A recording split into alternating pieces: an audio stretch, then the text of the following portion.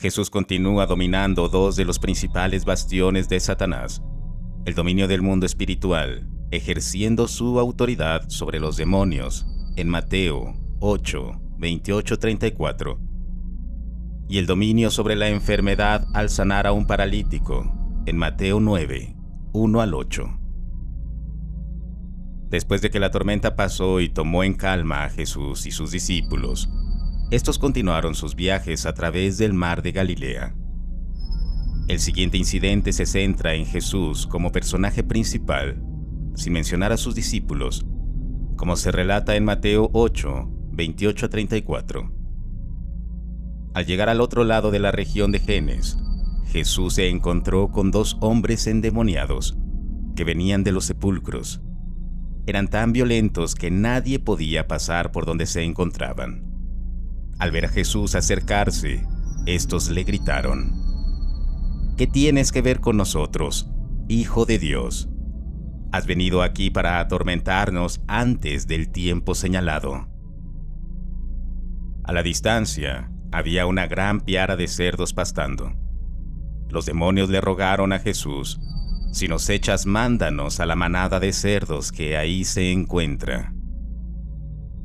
En ese momento, toda la manada se precipitó hacia el lago y pereció ahogada. Los que atendían a los cerdos huyeron despavoridos a la ciudad e informaron de lo acontecido, incluido el destino de los demonios que poseían a aquellos hombres. Entonces, todo el pueblo salió al encuentro de Jesús, y al verlo, le rogaron que saliera de su región. Mateo dirige aún más nuestra atención a Jesús respondiendo a la pregunta exasperada: ¿de qué clase de hombre es este? Jesús se encuentra en la Decápolis de la región de los Gines, un territorio predominantemente de gentiles, lo que explicaba la presencia de cerdos, un animal considerado inmundo por los judíos. Cuando Jesús llega a la región de los Gadín, dos hombres endemoniados que venían de las tumbas lo encuentran. Tal como lo relata Marcos 5, del 1 al 20, y Lucas 8, del 26 al 39. En Marcos, llegaron al otro lado del mar en la región de Josín, y un hombre poseído por un espíritu inmundo se encuentra con Jesús saliendo de uno de los sepulcros en los que vivía ese hombre. Nadie podía detenerlo, ni siquiera con cadenas, porque muchas veces había estado encadenado de pies y manos, pero él rompió las cadenas y rompió los grilletes de sus pies. Nadie era lo suficientemente fuerte para someterlo. Noche y día gritaba entre las tumbas y las colinas, y se cortaba la piel con piedras afiladas. Al ver a Jesús de lejos, corrió y cayó de rodillas frente a él. Gritó a todo pulmón: ¿qué quieres conmigo, Jesús, Hijo del Dios Altísimo? En el nombre de Dios, no me atormentes. Pero Jesús le dijo: sal de este hombre, espíritu impuro. Entonces Jesús le preguntó: ¿cuál es tu nombre? Mi nombre es Legión, respondió el impuro, porque somos muchos. Y le rogó a Jesús una y otra vez que no los enviara fuera. En la ladera cercana, una gran piara de cerdos se alimentaba. Los demonios le rogaron a Jesús como último acto de misericordia que los enviara a la manada para entrar en ellos. Jesús les dio permiso y los espíritus impuros entraron en los cerdos. La manada de unos 2000 se precipitó por la orilla empinada hacia el mar y se ahogaron. Los que cuidaban los cerdos huyeron e informaron esto en la ciudad y el campo. La gente corrió al encuentro con Jesús y cuando llegaron, vieron al hombre que había sido poseído por la legión de demonios, sentado, en calma, vestido y en su sano juicio. Los que lo habían visto contaron a la gente lo que había pasado con el endemoniado hombre, y contaron también de los cerdos. Entonces la gente comenzó a suplicarle a Jesús que abandonara su región. Mientras Jesús subía a la barca, el hombre que había estado endemoniado suplicó que lo dejara ir con él. Jesús no se lo permitió, pero le dijo que se fuera a casa con su gente y les contara cuánto había hecho el Señor por él y cómo ha tenido misericordia de su cuerpo. Entonces el hombre se fue y comenzó a contar en la Decápolis cuánto había hecho Jesús por él, y todo el pueblo estaba asombrado. Grandes multitudes de Galilea, la Decápolis, Jerusalén, Judea y la región al otro lado del Jordán siguieron a Jesús. Parecía que no habían comprendido aquella situación tan peligrosa, porque los dos hombres eran tan violentos que nadie podía pasar por ahí. Eran conocidos y temidos por el pueblo. Los demonios, como Satanás, rápidamente reconocieron el estatus de Jesús como el Hijo de Dios, como se narra en Mateo 4, versículos 3 al 6. Este es un título que los discípulos eventualmente usarán cuando desarrollen una mejor comprensión de su singularidad, como aquel a quien el Padre reveló como su Hijo amado. Pero viniendo de los demonios, el uso del título sería un claro anuncio de su reconocimiento, de que las fortalezas de Satanás en el mundo espiritual estaban siendo invadidas y dominadas. Los demonios contrastan con los discípulos en el versículo 27, porque saben quién es Jesús. Sin embargo, a pesar de este entendimiento, siguen siendo demonios. La pregunta que los demonios le hacen a Jesús puede ser dura y amable, dependiendo del contexto. En Marcos 1, versículo 4, se presenta de una manera odiosa y temerosa. El título Hijo de Dios probablemente debería entenderse en su sentido más rico. Los demonios reconocen a Jesús no solo en términos de su poder, sino también de su persona. Él era el Mesías, el Hijo de Dios. La segunda pregunta indica que las huestes demoníacas serán torturadas y rechazadas eternamente, como en Judas 6. Al hacer la pregunta reconocen que Jesús es quien realizará este deber judicial en el tiempo señalado, confirmando así el significado completo de Hijo de Dios. El hecho de que Jesús esté limitando su actividad antes del tiempo señalado indica que la expulsión de los demonios por parte de Jesús fue una señal de que el reino se acercaba. Estos demonios parecían estar muy conscientes de un tiempo predeterminado para el juicio de las tropas de Satanás. ¿Qué quieres con nosotros, Hijo de Dios?, ellos gritaban. Has venido aquí para atormentarnos antes del tiempo. Esto presagia la llegada del reino, así como la invasión y conquista de las fortalezas de Satanás, a pesar de que la hora del juicio final espera el regreso de Jesús en gloria. Ya que en Mateo 4, versículo 17, y Mateo 12, del 28 al 34, los demonios le rogaron a Jesús que aceptara su propuesta, lo cual él hace. Después de recibir el permiso de Jesús, los demonios dejan a los hombres y entran a la piara de cerdos. Cuando los demonios entraron en la piara, los cerdos se volvieron locos y se precipitaron por un acantilado hacia el mar de Galilea. Irónicamente, el intento del demonio de evitar el castigo eterno llevó a la destrucción de sus huestes terrenales. Jesús no tenía motivos para no aceptar su propuesta, ya que servía a sus propósitos. En primer lugar, se liberaría a los hombres de los demonios, y en segundo, los cerdos eran criaturas inmundas según la tradición judía. Por lo tanto, un emblema apropiado y refugio seguro para los demonios. Además, el aceptar su propuesta no alteró el destino final del demonio en el día del juicio. Por lo tanto, Jesús aceptó, porque los demonios, en esencia, estaban haciendo el trabajo para el Señor. Jesús no estaba pecando al aceptar la sugerencia del demonio.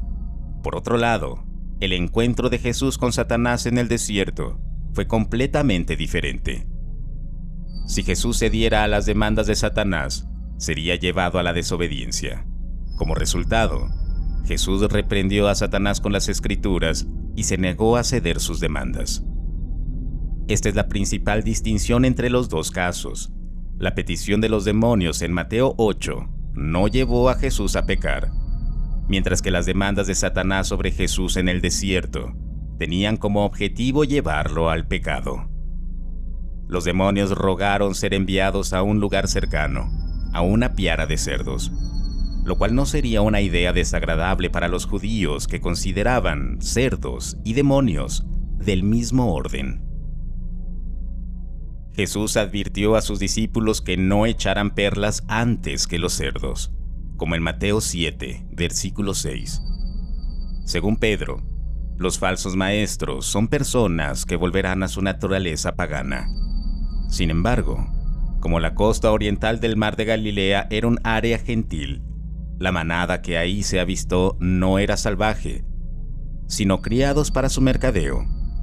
Sus dueños quedarían devastados si perdieran esta enorme manada que Marcos estimaba en unos 2,000. Como en Marcos 5, versículo 3, la petición del demonio de entrar en los cerdos tiene un propósito adicional mortal. Se sabe que los demonios infligen daño y agonía a la creación de Dios y hacen todo lo posible para alimentar la hostilidad contra Jesús y su invasión de la fortaleza de Satanás. La destrucción de los cerdos lleva a los comerciantes de la región a pedirle a Jesús que se vaya. Este acto es una respuesta triste que evidencia la perversión de sus valores, porque uno esperaría que se regocijaran con una victoria sobre los demonios de Satanás. Sin embargo, a lo largo de los siglos, el mundo ha rechazado a Jesús porque prefiere a los cerdos. Jesús no destruye a los demonios, sino que permite que el mal siga su curso en este mundo, hasta el día en que todo será corregido.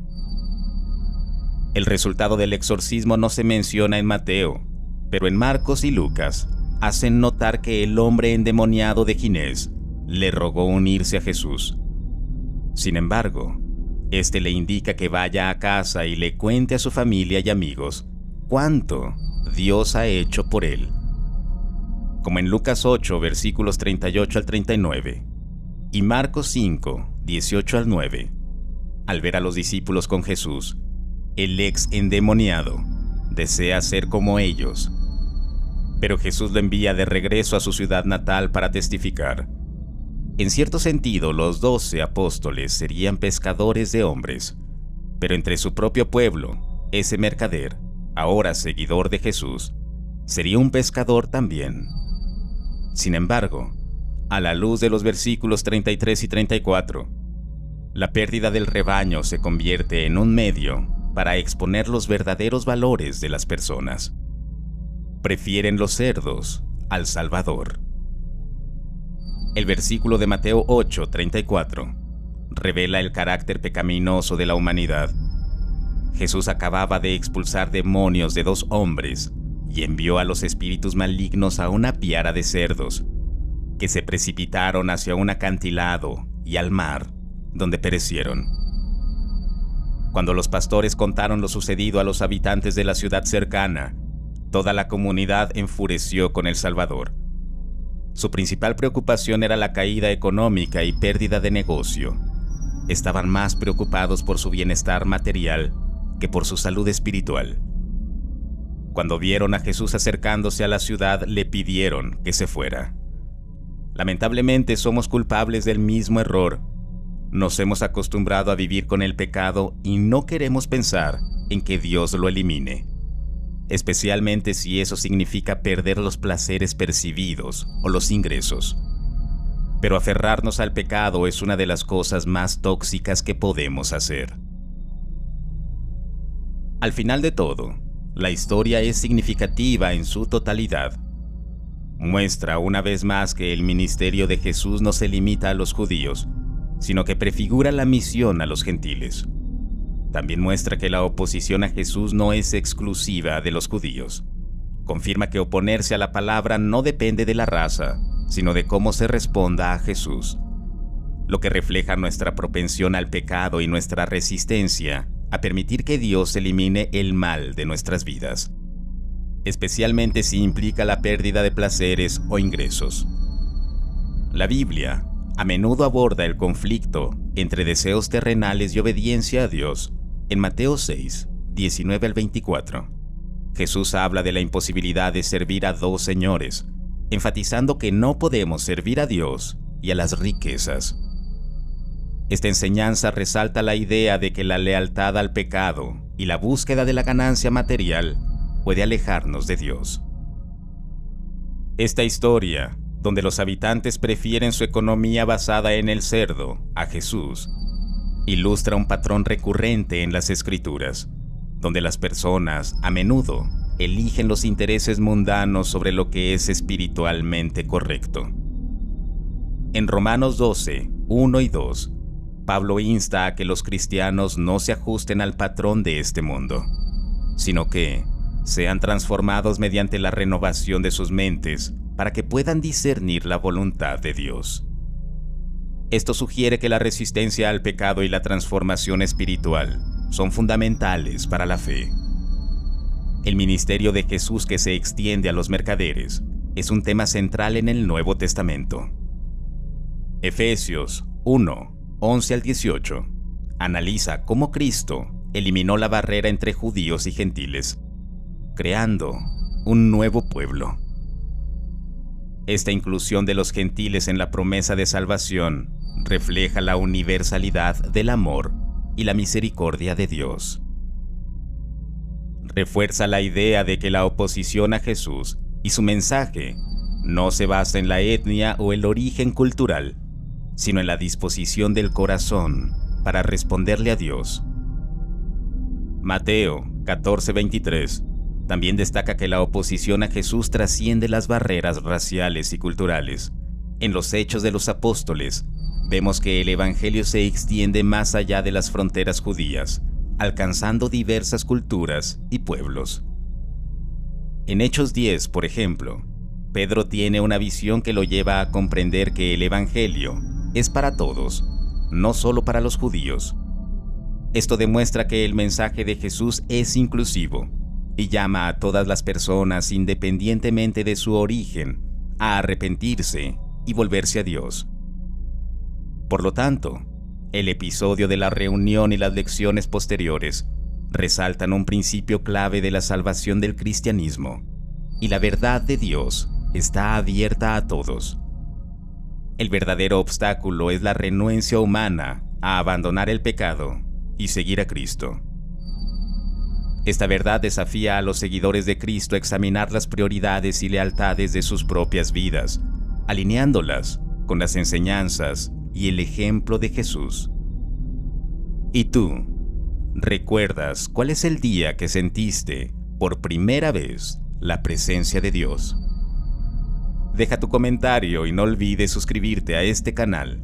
Siéntete libre de ver otros videos que tenemos publicados. Que Dios te bendiga.